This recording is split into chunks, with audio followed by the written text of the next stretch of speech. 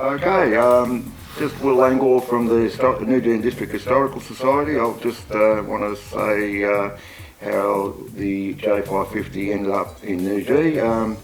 Well, probably nearly 2 years ago, we actually got contacted and were told that the J-550 in Warragul was becoming available through the Shire, and we put an expression of interest form in for the locomotive to use on the heritage site, which is now happening, together with application from Hillsville, who also applied after a long process of about 6 months or so. Well, yes, several council meetings and all that sort of stuff. I think it was April, around about that time, might have been April 11th. The council chambers meeting voted that the train was to go to the Noojee District Historical Society. So then we had to work vigorously to try to attempt to get state government funding, which was needed for the big cost to actually remove the train. And then that's where Lynn Mizzen from Noojee came on board, and together with us and her group, we went through the application for state government funding.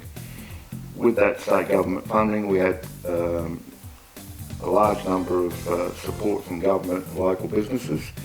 The application was put in, took probably 3 months to get a decision, and late last year we were approved the grant, which was for $221,175, which was part of $315,000 of project cost, of which the society has to put in $37,500, and the rest is put in from in-kind donations from sponsors and local businesses.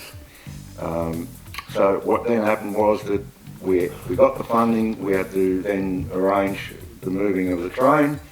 So we decided in the group that we wanted local people to do the job, so that was only just fair. We then contacted Chris Olsen's Transport, heavy haulage. He went and had several inspections of the train and came up with the best quote out of 3. He was accepted, and then the process started to move the train. The train then obviously had to had other asbestos checks done and all that sort of stuff through HASCON. So society went down there in that time doing repairs and preparation for the move. And then later on, just before, the day before the actual move, we had to go down there, dismantle the fence, spray the site with water PVA glue, and just having it all prepared for the following day when all the machinery was coming in. And on that day, we started already, I think it was about 5:30 in the morning, Walt. We had it all cordoned off, all the volunteers were there. It was just a fantastic day. Heaps of people came to have a bit of a look. The weather was good for us. We didn't get any rain, we didn't have any sort of hiccups, and as far as the society goes, it's probably the best day that we've ever had since we've had the project going, and it's now sitting in its spot where it should be at the Heritage Centre and play its part and be the icon for Noojee. Alright, well, the J-550, from what I remember, started its life. It arrived in Melbourne in the early 50s, because I think they had around about, they ordered 65 of them from England, because they were originally made in England. And as one of the pictures that we had in one of the displays that we had, shows you them arriving at Williamstown. And when they started using them, they were a replacement for the K series, and they proved to be a very reliable steam locomotive.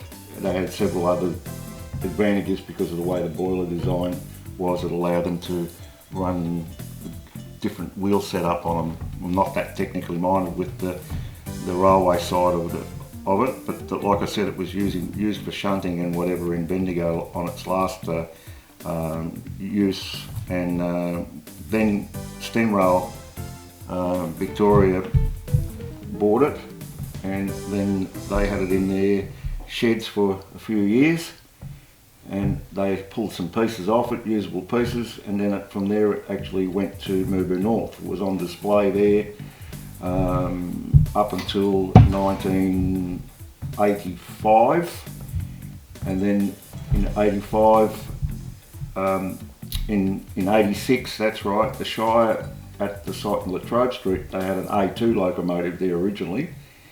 Well, Steam Rail took interest in the A2. It was an older train, a rarer train, in exceptionally good condition, suitable for restoration.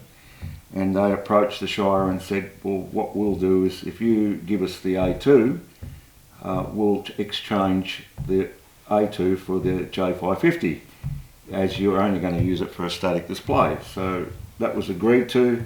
They went into a 25-year contract agreement for the locomotive, and in 1986 the J550 got moved from Noojee North to Latrobe Street, Warrigal. It was then at Latrobe Street, Warrigal for the time until we actually moved it, which was April this year, and when we took possession of it, and sort of from there it goes on to where I've just sort of mentioned. But the train itself, condition wise, it's probably one of the better static display ones in the state. It's missing quite a few pieces because obviously the Steam Rail would have taken a lot of usable bits for other projects that they've had going, but from the research that we've done, the bits are still available if we sort of get the right contacts. Our intention is down the track, if we get enough government funding, that one day we would like to see the J550 going again. That will be all depending on government funding, of course, and that would be looking at around about $1 million from what the calculations that have been done. But it's part of a 5-stage project, and the total project is, I think, is around about $4 million project in. And it would complement the whole thing at the end as part of stage 5. And we sort of hope one day that we'll get a going line going from the replica station to the trestle bridge. So that's pretty well a story about the J550.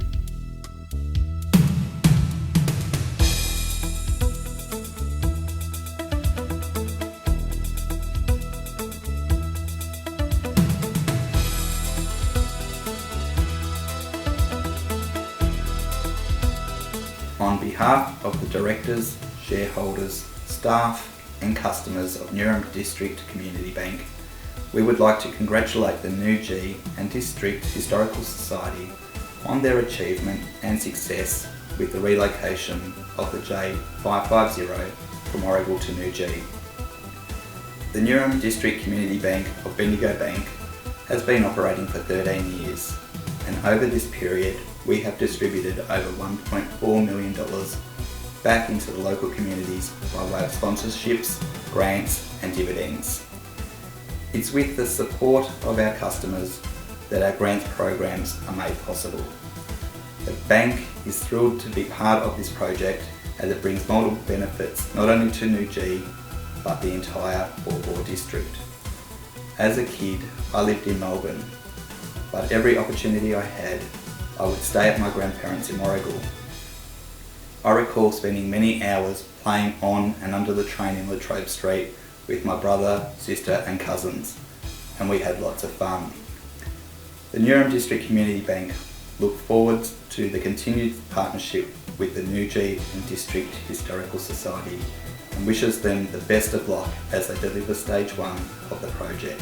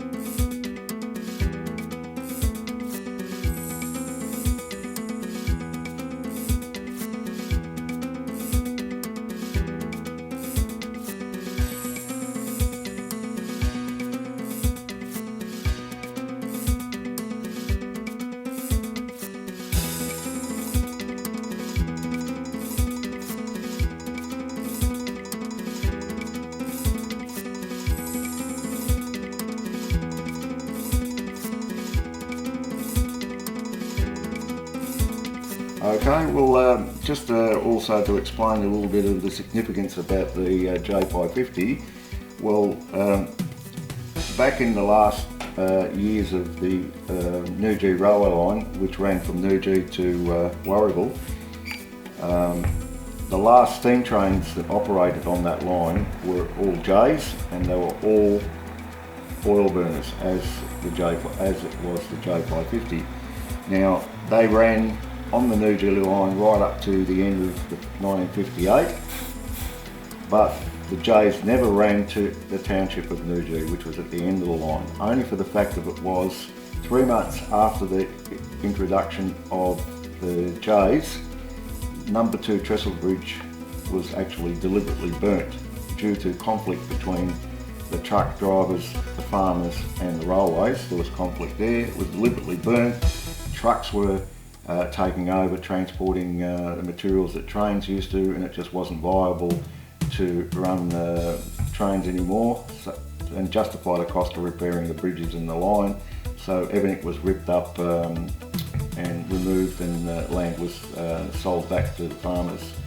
As it is now, the line, the station, the siding at Noojee closed in March 1954, and the site's been sitting vacant there, empty since then till now that we're doing the start of the project. So that's pretty well basically explaining the significance of the J-550 sitting there, as it was the J's which were used on the Noojee line, but didn't actually go to Noojee.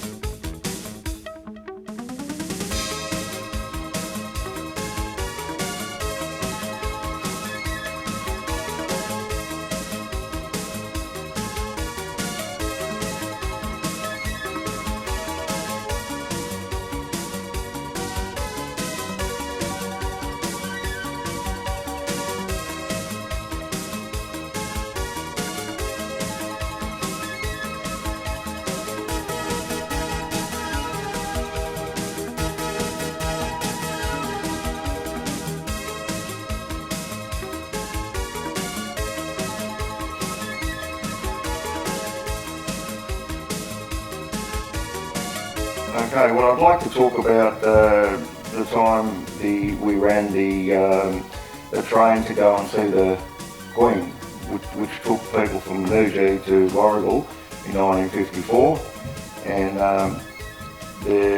that actually happened using a K-series locomotive, not a J. And what the system was, that they had something like 6 carriages behind the loco all the way to Noojee.